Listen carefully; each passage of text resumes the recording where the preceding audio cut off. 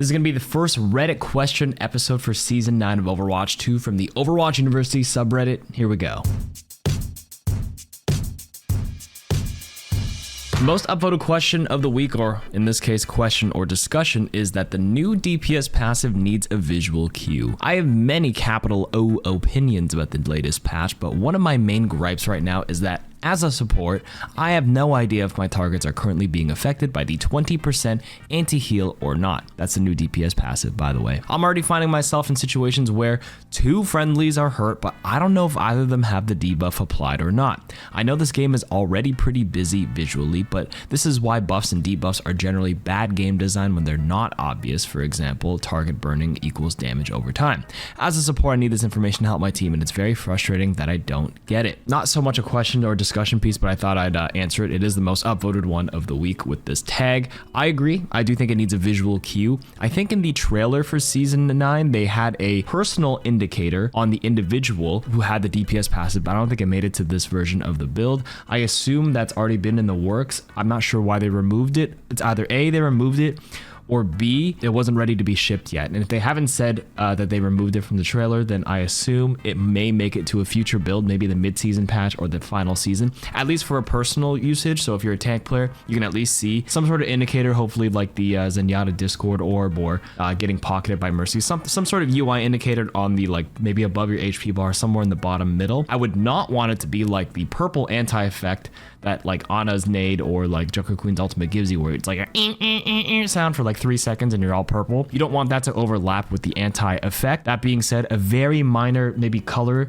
change, or like if you're a support player and you see a teammate that has it, they maybe turn a different color on their HP bar, at least temporarily. They probably have to iterate off like colorblind settings and what color is appropriate to not overlap with the current purple anti-settings effect, or if they have a glowing effect. There was a post not too long ago with a bunch of indicators or visual cues that were very confusing, because if you're burning from Mauga or you were nano boosted, they all have like this red electric kind of color to it, and they were very hard to distinguish. So I think they're going to look at a new overhaul on visual cues, but I agree, it does need a visual cue. Anyone else had a massive rank decrease? I just finished my placements going up, mostly GMs from last season. After finishing GM 4, I went 7-3, but somehow that's enough to drop me more than a rank to Masters 5. I'm sure I could have been boosted, but to go from holding my own in GM lobbies for 5 seasons straight to barely hitting Masters feels weird, as it's been the same for anyone else. Yes, everybody got moved closer to the normalized distribution of the rank systems. That is what they outlined in the blog post. Listen, I know not a lot of people read every article that comes out from Overwatch. It's my job to deliver the facts to you. But yes, everybody got squished down to the median, which is about gold 3. So if you're high ranks, you got pushed down. If you're in the lower ranks, you might get pushed up a little bit depending on how well you do in your placements. But yes, if you're GM 4, you got to Masters 5, that makes sense. I was GM 1, I went 3 and 7, and I got put in Masters 2. Everybody got pushed down, and it's one of the reasons why the lobbies are way more difficult, especially in Masters, because all the actual true top level players are playing around the same rating at this current time thanks to the reset. And that tends to happen with a lot of games that have a rank reset. I play a lot of team fight tactics, and every new set they push every player into the beginning, I think iron or silver or whatever, and your placements do determine how quick you go. But when you're playing like day 1 or day 2 early like platinum and like emerald or diamond lobbies, you're playing against previous season challengers who haven't had time to grind up all the way yet. And also rank is relative to the player base right now. You say it feels weird playing in Masters even though you were GM, but like Masters are full of like previous season's top GM1 players right now, so it's going to be tough at the beginning and it will feel weird at first, but give it some time and the matchmaker should balance out. More and more people are hitting champion each day, not champion 1. At most pros right now are champion 4 or 5. It is very difficult to hit champion 1. Like right now I'm in Masters 1. I hit GM 5, but like I'm hovering between GM 5 Masters 1, and I was a previous GM 1 player, top 500 player. So it's a big difference. Players like ML7 are only in GM 4 right now, so you will be playing in Masters for a while until, you know, everybody gets pushed up where they're supposed to. Crazy question. Has this new patch actually increased the skill gap? That is a wall of text. I'm going to see if I can quickly skim through this. I'm not sure. I'm just developing a theory. We know projectile sizes have been increased. That's true. We have more HP, so true. In theory, the game should be easier for everyone across the board. Depends on how you look at it. And the skill gap should be reduced. However, in practice, I'm starting to wonder if the opposite has happened. It's easier to land shots, but it feels like understanding and the executing on the fundamentals of the game matter more, like cover usage, timing, playing your range. All these things seem to matter far more. This applies across all the roles. Sure, DPS passive needs to look, blah, blah, blah, blah.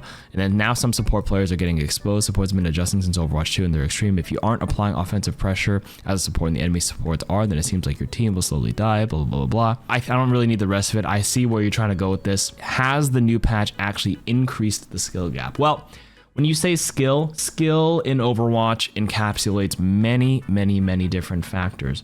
When we look at just raw mechanical aim offensively, like you landing your shot or not, that is just one of like the 10 aspects of skill. So when people said this was dumbing down the game and decreasing the skill gap, maybe in that capacity to land your shots, that is true, but the other parts of your skill required to be better at the game of Overwatch did increase. So when you average out the skill gap, it really depends on what part of the skill. If you're looking at everything overall, hard to say because you can't really assign a value to like, is your offensive mechanical aim more important than like, is your skill of mechanical aim and landing your shots more important than your skill of movement and your skill of timing, your skill of adaptability, your skill of execution, ultimate tracking.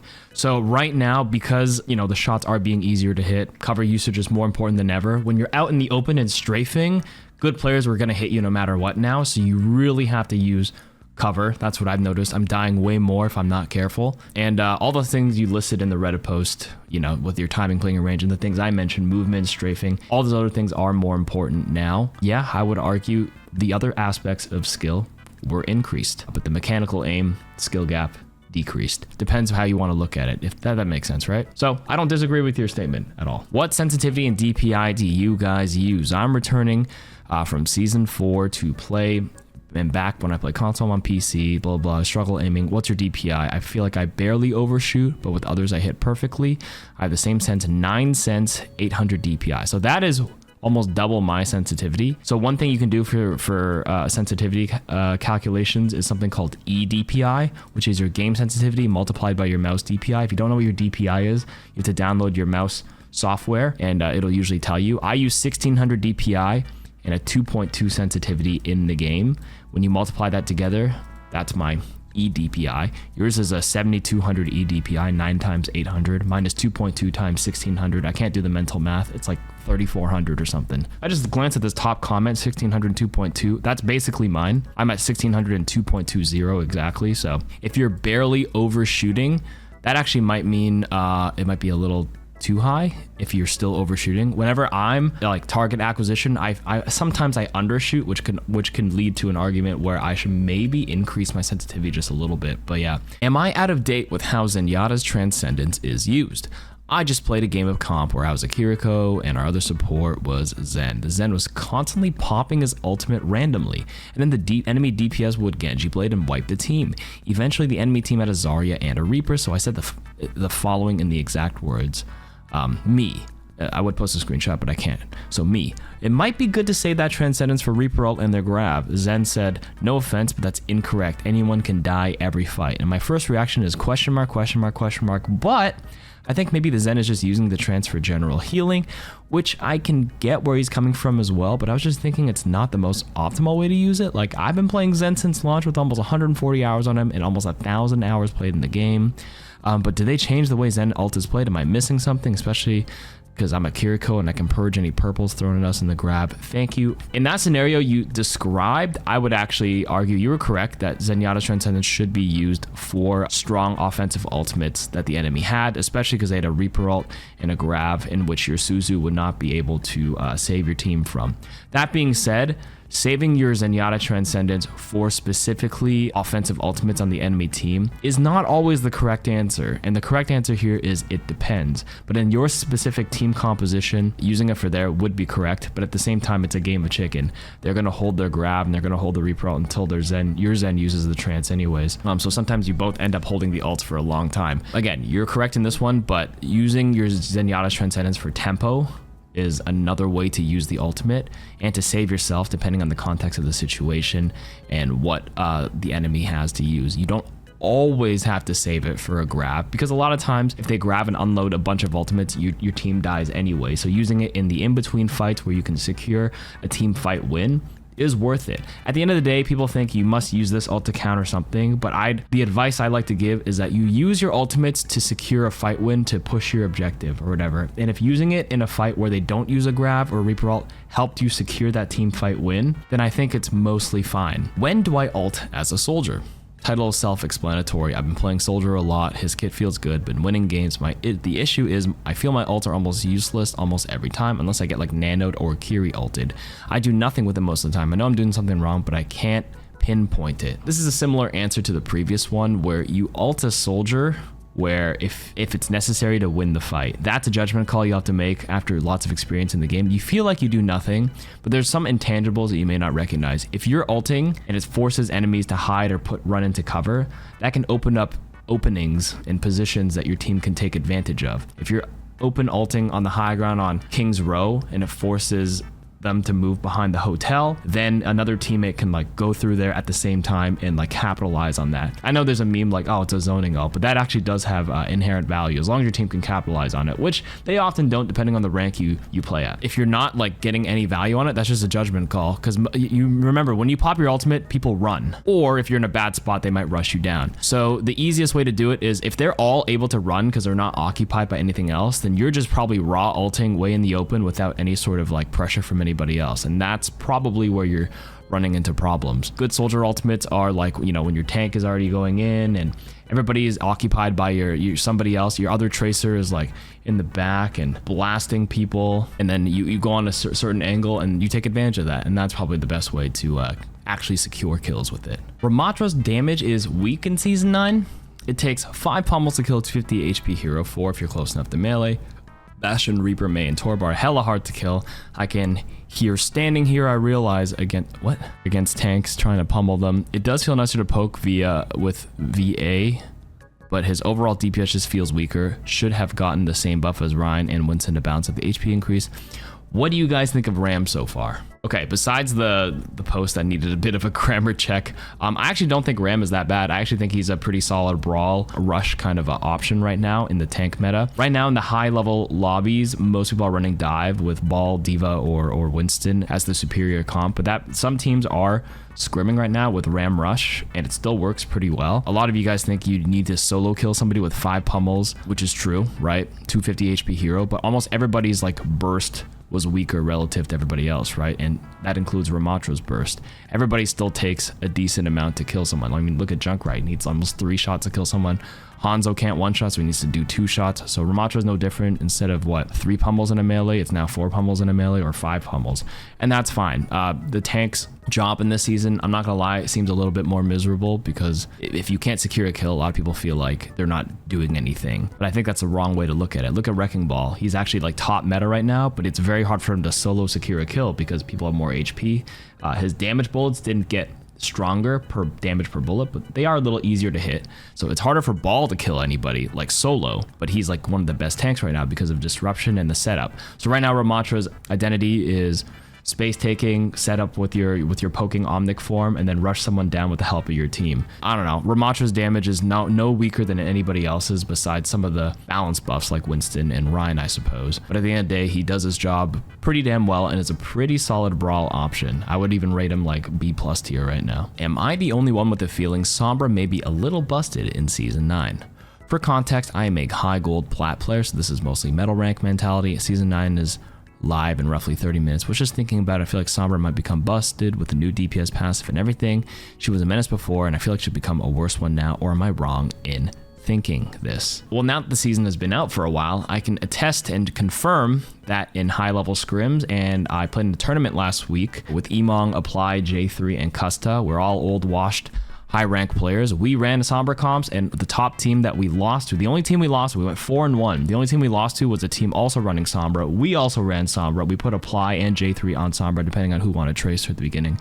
And I can confirm Sombra is very good in coordinated play. That being said, in solo queue, your high gold, low plat, I feel like Sombra has always traditionally suffered a little bit because she is a coordinated killer, but a average like play kind of meh kind of position. Like if you're forcing Sombra in a brawl comp and she's trying to like solo assassinate anybody, that's going to be harder than ever simply because Virus didn't get a buff. You really got to confirm, land all your kills, and if you can't confirm one, you try to teleport out, you can be chased down now. If you're forcing Sombra every match, pretty mid. But if you're playing Sombra in the right conditions, which is what pro play tends to do, or even high level play, like a Tracer Sombra ball, oh my god, is so oppressive. Right in the middle of the pack, I think Tracer is a more one size fits all if you're looking for a dive archetype as a DPS. When I say dive, like a high mobility flanker assassin style archetype, Tracer is more well-rounded and is probably more busted than Sombra in my opinion, but Sombra is certainly still pretty good this season. Is Lifeweaver still solid? TLDR, is Lifeweaver solid after the new role passive with the whole DPS debuff with 20%? In my experience, in the 250 games I've played of Season 9, yeah, I've been streaming like 12 to 16 hours a day. I would say Lifeweaver is pretty mediocre, like below average, like C tier in my opinion. Almost nobody is playing Lifeweaver in ranked. Maybe it's going to take a really great Lifeweaver to open things up. But even when Lifeweaver was stronger back then, like nobody's really playing him in high rank lobbies besides a few one tricks. I think if you're like metal ranks or you're just playing ranked play or casual quick play, he's like acceptable. Most heroes in this game are pretty acceptable, but you can certainly feel the healing nerf. It doesn't feel great, and raw healing is sort of like not as a big priority compared to offensive pressure. The 2 times I did play with the Lifeweaver in ranked, I will say their damage was surprising. The thorns are big and they're thicker thanks to the projectile size change, right? And they're actually quite good at shield break. If they run a Sigma or a Reinhardt, you can actually do a lot of damage. If they're not running highly mobile heroes that are blinking around where they can, you know, remove the effectiveness of your projectile speed, you can actually apply a lot of standing pressure, believe it or not. I would say if you're a high ranked player right now, unless you're like a really good one trick, I would avoid playing Lifeweaver, but honestly, when you average it out, he's acceptable. But I would play more easier options like Moira, because I think Moira is way better than Lifeweaver right now if we're going down the easier to play heal bot option. How the hell do you push paraiso? First point, I totally butchered the name. Paraiso. As the title says, as a tank main, I have an incredibly hard time initiating a push onto the first point. Paraiso, especially when there's an Ana, Lifeweaver, Soldier, Ashe, etc., on the back high ground. Ground tanks are obviously useless. Winton and Doom can die on the way since there's only 2 ways to push it. Ball has a hard time booping them off, blah, blah, blah. I'm master, so it's not like I'm just dog shit at the game. I'm trying the hardest, or my hardest. Okay, if you're running a ground-based tank and you go main, you can only go main in that chokehold if you have DPS or somebody that's applying pressure from a different angle. If all 5 of you are funneling in on the main area on the ground, you are going to be killed. It's like Nambani. If everybody rushes on the ground, the entire enemy team is standing on the high ground, they're just gonna poke you down. What are you gonna do as a Ryan standing there looking around like this? Nothing. So if you're playing a ground-paced hero, you have to clear that first high ground up in that little room, maybe ensure like a pokey DPS can perch up there safely before you drop to the point. That main choke is deadly. I would usually avoid that part. There's also that optional like route around the back where the mega health pack is. If you're not going there, I would literally tell one of your DPS to take that angle. Actually, yesterday, as a Zenyatta, I took that angle because we were getting stuck. So I'm like, I'm gonna go make a play. I have Transcendence. I literally snuck up all the way in the back, and all the enemy teams are perched up on the high ground. I literally snuck in there, and I literally 5-orbed one of their Anas, and then ran around and looped them and pulled attention away. You need somebody to take those angles. Obviously, if you're running Dive and Winston and like Diva or whatever, then yeah, you can 3-2-1 jump to the back there. But if you're taking ground options, you need multiple angles from different heroes. That's like the big takeaway point here.